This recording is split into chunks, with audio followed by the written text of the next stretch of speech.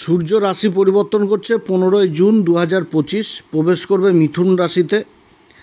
এবং মিথুন রাশিতে আগে থেকেই দেবগুরু বৃহস্পতি আর বুধের জুতি রয়েছে। এবার সূর্য অবস্থান করে একসাথে 3টি গ্রহের অবস্থান হতে যাচ্ছে মিথুন রাশিতে। তো সূর্যের পরিবর্তন 1 মাসের জন্য হয়, 1 মাস পর আবার সূর্য রাশি পরিবর্তন করবে। তো এই 15ই জুন থেকে 15ই জুলাই পর্যন্ত সূর্যের এই অবস্থান বিশ্ব রাশির ক্ষেত্রে কী রকম প্রভাব দিবে এই বিষয়ে আজকে বিশেষভাবে তুলে ধরব। তো যাই হোক, অনুষ্ঠানটি এগিয়ে নিয়ে যাওয়ার পূর্বে সমস্ত দর্শক বন্ধুদের নমস্কার জানাচ্ছি এবং তার সাথে বলবো, যারা বহুদিন ধরে আমাদের অনুষ্ঠান দেখছেন এখনও পর্যন্ত সাবস্ক্রাইব করেননি, অবশ্যই সাবস্ক্রাইব করবেন। এই চ্যানেলের সঙ্গে থাকুন, জ্যোতিষীয় সম্পর্কিত অনেক তথ্য জানতে পারবেন।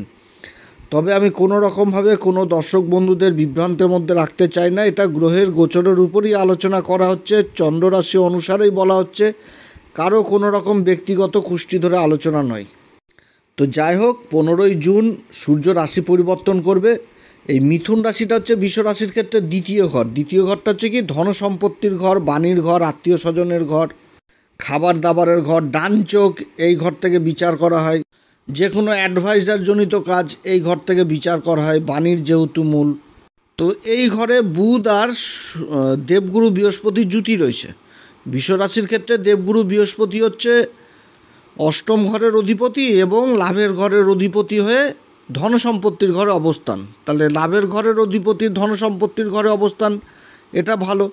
আবার বুধ হচ্ছে কি, এই বিশ্ব রাশির ক্ষেত্রে কারক গ্রহ। দ্বিতীয় ঘর ধন সম্পত্তির ঘরের অধিপতি বুধ এবং পঞ্চম ঘরের অধিপতিও বুধ।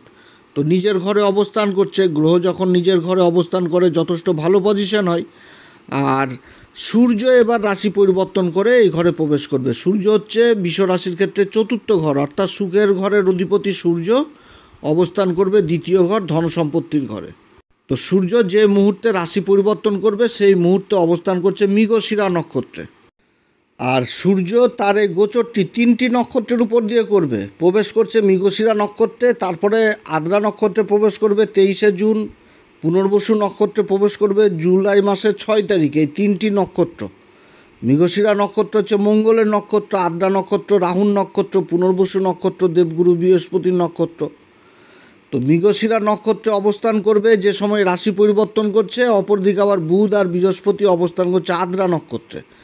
আদ্রা নক্ষত্র হচ্ছে রাহুর নক্ষত্র। রাহু বিশ্ব রাশির ক্ষেত্রে কর্মের ঘর, যেটা কুম্ভ রাশি, এই ঘরে অবস্থান করছে। আর দেবগুরু বৃহস্পতির নক্ষত্র পূর্বা ভাদ্রপদে রাহু অবস্থান করছে। তাহলে এখানটাতে একটা রাহুর সাথে দেবগুরু বৃহস্পতি আর বুধের নক্ষত্রগত পরিবর্তন। বুধ তো অবস্থান করছে আদ্রাতে, আর এই দেবগুরু বৃহস্পতির নক্ষত্র পূর্বা ভাদ্রপদে রাহু, আর রাহুর নক্ষত্রে দেবগুরু বৃহস্পতি। তাহলে নক্ষত্রগত একটা পরিবর্তন হচ্ছে, আর তার মধ্যে রাহুর উপর সম্পূর্ণ প্রভাব এখন থাকছে দেবগুরু বৃহস্পতির, কারণ দেবগুরু বৃহস্পতির দৃষ্টি পড়ছে এই রাহুর উপর। তো রাহু দশম ঘরে অবস্থান কুম্ভ রাশিতে, এই বিশ্ব রাশির ক্ষেত্রে যথেষ্ট ভালো অবস্থান। তো যাই হোক, এই দুটি গ্রহের সাথে এবার সূর্য অবস্থান করবে। সূর্য মৃগশিরা নক্ষত্রে থাকছে, সুখের ঘরের অধিপতি। তো এই যে মৃগশিরা নক্ষত্রে সূর্যের এই অবস্থান, মৃগশিরা নক্ষত্রের সিম্বল হচ্ছে কি, হরিণের মাথা, তার উপর 2টি সিং, অর্থাৎ একটা হরিণকে বোঝাচ্ছে। তো হরিণ যেরকম বনের শোভা, বনের কিন্তু আকর্ষণ কিন্তু হরিণ। তাহলে এই সময়কালে এই বিশ্বরাশির ক্ষেত্রে হবে যে কর্মক্ষেত্রে আকর্ষণের কেন্দ্রবিন্দু হবে, যে নিজের কথার দ্বারা, নিজের প্রতিভার দ্বারা সবাইকে আকর্ষণ করতে পারবে নিজের কর্মক্ষেত্রে, এবং সুনাম খ্যাতি এগুলো কিন্তু অর্জন করতে পারবে।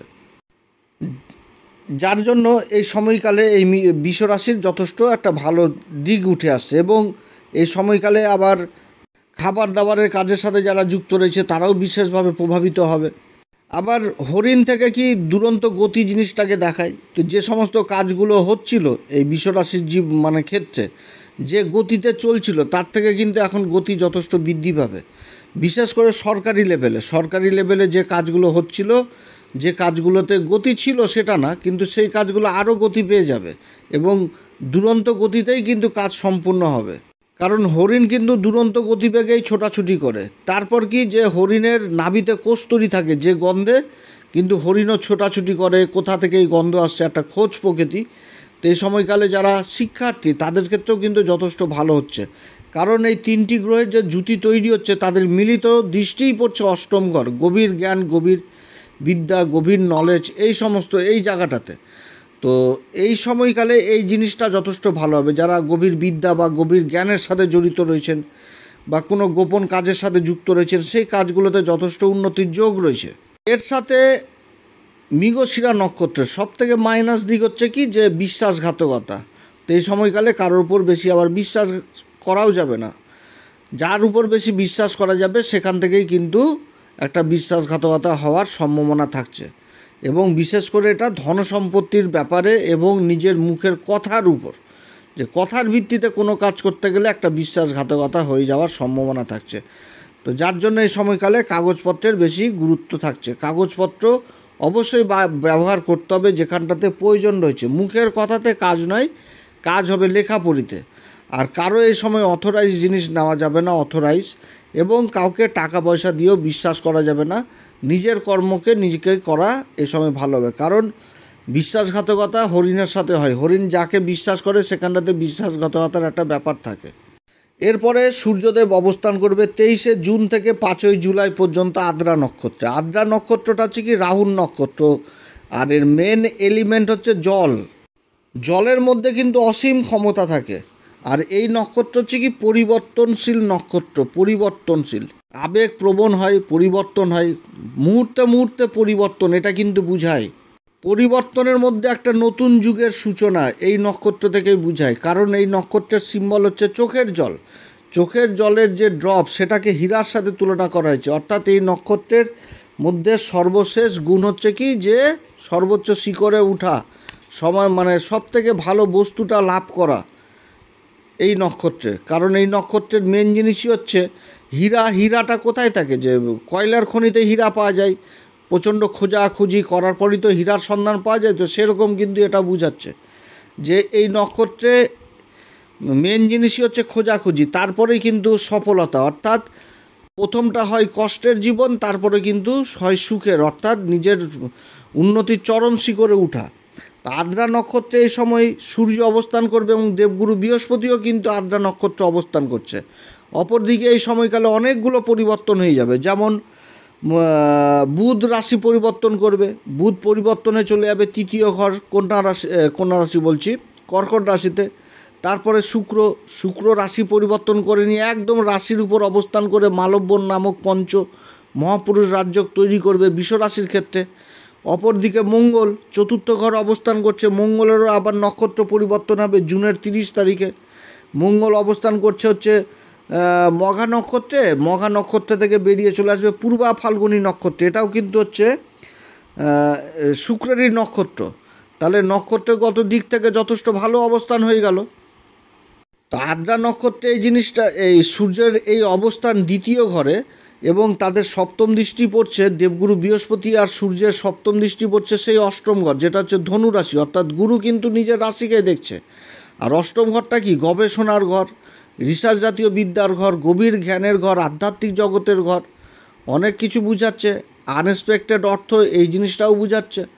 তো এই সময়কালে যারা কোনো বিষয়ের উপর রিসার্চ করছেন, গবেষণা করছেন, তারা কিন্তু বিশেষভাবে সফলতা পাবে। যারা কেউ মহাকাশের উপর গবেষণা করছে, কেউ কোনো বিষয়ের উপর গভীর রিসার্চ করছেন, প্রযুক্তি বিজ্ঞানের উপর রিসার্চ করছেন, মনোবিজ্ঞানী, চিকিৎসা শাস্ত্র, এই সমস্ত বিষয়ের উপর রিসার্চ করছেন, গবেষণা করছেন, তাদের জন্য যথেষ্ট ভালো সময়। এই সময় সফলতা হওয়ার প্রবল সম্ভাবনা থাকছে, নতুন নতুন জিনিসের সৃষ্টি হওয়ার প্রবল সম্ভাবনা থাকছে। তার সাথে কি থাকছে, নিরন্তর পরিবর্তন। অর্থাৎ এই বৃষ রাশির ক্ষেত্রে কর্মক্ষেত্রে কিছু না কিছু এ সময় পরিবর্তন লক্ষ্য করা যাচ্ছে। তবে সেই পরিবর্তনটা যথেষ্ট ভালো হবে। এবং এই আদ্রা নক্ষত্রের অধিপতি রাহু কর্মের ঘরে অবস্থান করছে, পরিবর্তন কিন্তু প্রবল সম্ভাবনা। এবং তার সাথে কি হবে, যে যোগাযোগ ব্যবস্থার উন্নতি হবে, যে কর্মক্ষেত্রে কোনো একটা বড় ড্রিলের যোগাযোগ হলো, কোনো একটা লেখাপড়ি হলো, কোনো একটা চুক্তি সম্পূর্ণ হলো এই সময়কালে, যেটা বহুদিনের আশা ছিল, আকাঙ্ক্ষা ছিল, যেটা কোনো রকমভাবে সফল হচ্ছিল না, সেই জিনিসটা সফলতা হওয়ার প্রবল সম্ভাবনা থাকছে। তবে এই সময়কালে আবার কিছু ক্ষেত্রে যুক্তি তর্ক এগুলোও থাকছে। যে কোনো কথাই যে একেবারে মেনে নেওয়া সেটাও না, যুক্তি দিয়ে বুঝে তারপরেই সেই জিনিসটাকে মেনে নেওয়া, এই জিনিসটাও কিন্তু বুঝাচ্ছে বৃষ রাশির ক্ষেত্রে। তবে আদ্রা নক্ষত্রের সবথেকে খারাপ দিক হচ্ছে যে এদের দাম্পত্য জীবন অতটা ভালো থাকে না, এবং দাম্পত্যের ঘরে কিন্তু মঙ্গলের দৃষ্টি রয়েছে।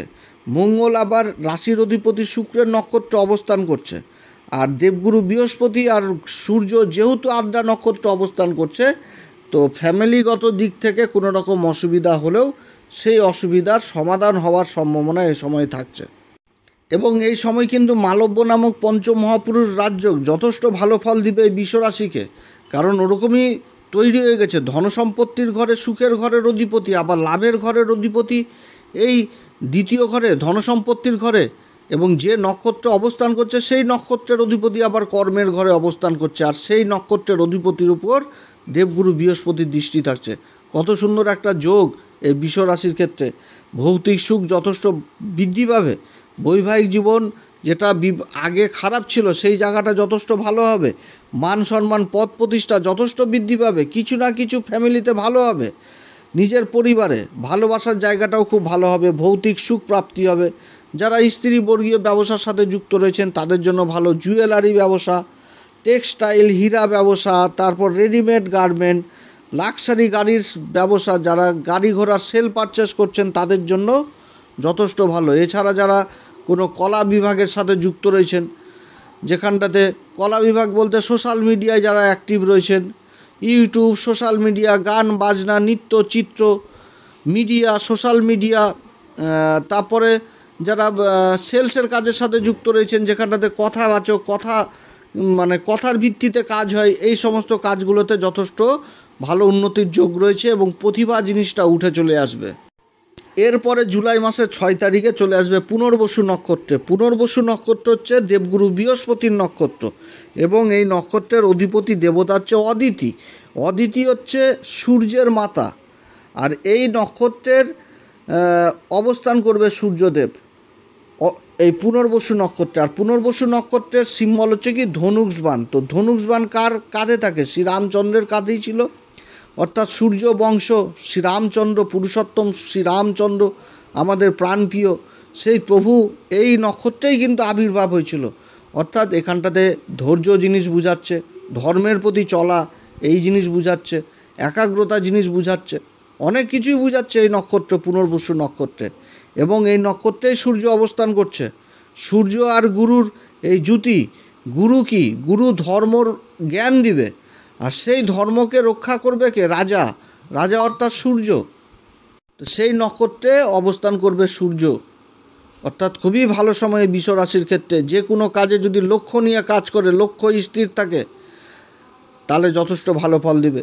কর্মের ঘরে রাহুর অবস্থান মনের ইচ্ছা আকাঙ্ক্ষাকে প্রবল করে দিবে এই সময় এই বিশ্বরাশির। কর্মক্ষেত্রে মান সম্মান সমস্ত কিছু লাভ করবে এই বিশ্বরাশি। যেই কর্মেই যুক্ত থাকুক সেই কর্মে বিশেষভাবে উন্নতির যোগ রয়েছে এই সময়। তো যাই হোক, এরকম নক্ষত্রগত ফল পেতে যাচ্ছে এই বিশ্বরাশি। আর এই সময়কালে বিশেষ সাবধান কি? যখন মৃগশিরা নক্ষত্রে থাকবে তখন বিশ্বাসের দিক থেকে যথেষ্ট সাবধান, যেরকম নিজের লোক সেরকম বাইরের লোক। তারপরে আদ্রা নক্ষত্রে যখন থাকবে তখন কোন দিক থেকে সাবধান? নিজের বৈবাহিক জীবন থেকে সাবধান, বিবাহের দাম্পত্য জীবন, যে নিজের মুখের কথাকে যদি এগিয়ে রাখতে চাই তাহলে কিন্তু সংসারে অশান্তি লাগবে, শ্বশুরবাড়ির সাথে সম্পর্কও খারাপ হবে, এদিক থেকে সাবধান। পুনর্বসু নক্ষত্রে যখন থাকবে তখন একাগ্রতা ভঙ্গ করে কোনো কাজ করা যাবে না। যে কোনো কাজ করতে গেলে একাগ্রতা নিয়ে কাজ করতে হবে এই 3টি নক্ষত্রে। আর এই সময়কালে কোন উপাচার করবে? প্রত্যেক দিন হনুমান চল্লিশা, বজরং বাণ, শ্রীরাম সীতার প্রণাম মন্ত্র সহকারে পাঠ করবেন। যারা গুরুর দীক্ষা নেননি অবশ্যই গুরুর দীক্ষা নেবেন, গুরুর সান্নিধ্যে থাকবেন। আর মন্দিরের পূজারীদের 5 ছুঁয়ে আশীর্বাদ নেবেন, 5 রকম ফল দান দক্ষিণা দিবেন। তারপর পূজা করার যে আসন, পশমের আসন দান করবেন, যথেষ্ট ভালো ফল পাবেন। আর সূর্যদেবকে অর্ঘ্য দিবেন, প্রত্যেক দিন সূর্যদেবকে অর্ঘ্য দিবেন, পিতার আশীর্বাদ নেবেন, মাতার আশীর্বাদ নেবেন, তারপরেই বেরোবেন। এবং তার থেকে সবথেকে বড় জিনিস হচ্ছে যে মঙ্গল আর কেতুর জুতি রয়েছে 4র্থ ঘরে, সুখের ঘরে। অতএব ব্যাটারি এবং আগুন থেকে, এই 2টি জায়গা থেকে যথেষ্ট সাবধানে যারা ব্যাটারির কাজ করছেন, আগুনের কাজের সাথে যুক্ত রয়েছেন, এই কাজ দুটো থেকে যথেষ্ট সাবধানে থাকতে হবে। তো যাই হোক, অনেক কথা আলোচনা করলাম বিশ্বরাশি সম্পর্কে। যদি আলোচনা সত্যিই ভালো লাগে তাহলে অবশ্যই অ্যাস্ট্রো এসএম বাংলা চ্যানেলকে সাবস্ক্রাইব করবেন। বহু ভিডিও আগামী দিনে ডাউনলোড দেওয়া হবে এই চ্যানেলে, দেখবেন, শুনবেন। শনির দৃষ্টি রয়েছে বিশ্বরাশির উপর, শনির তৃতীয় দৃষ্টি রয়েছে লাভের ঘরে বসে। তো অনেক শনি সম্পর্কীয় ভিডিও এই চ্যানেলে আপনারা পাবেন। আপনারা সবাই ভালো থাকেন। এরপরে আবার আসবে একটি নতুন পর্ব নিয়ে। নমস্কার, ধন্যবাদ।